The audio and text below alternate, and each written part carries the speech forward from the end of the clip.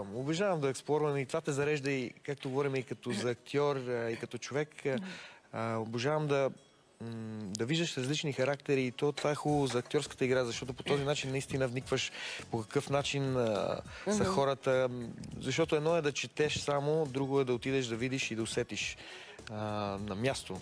Опасно ли е малко там? Всеки ме пита това за Латинска Америка, дали е опасно, дали Мексико, дали Бразилия.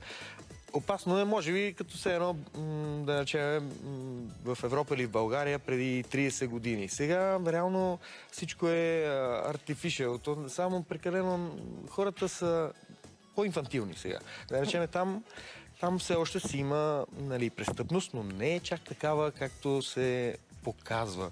Да. Но да, трябва да внимаваш. Примерно, както сега ти си в центъра и да ходиш по крайните квартали, няма защо, реално. Всеки си е в своята зона. Но ти си бил в бедните квартали и знам, прословите фавели, че там си се захванал да помагаш на деца, някаква благотворителна инициатива.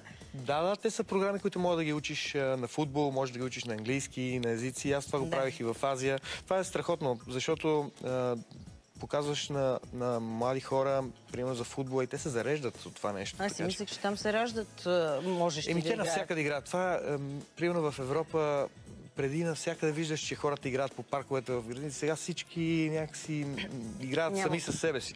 Вътре затворени някъде. И там е навсякъде.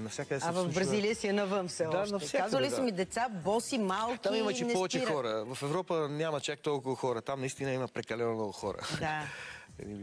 И по улиците, и всичко се случва на улицата. Не е тук в моловете затворени.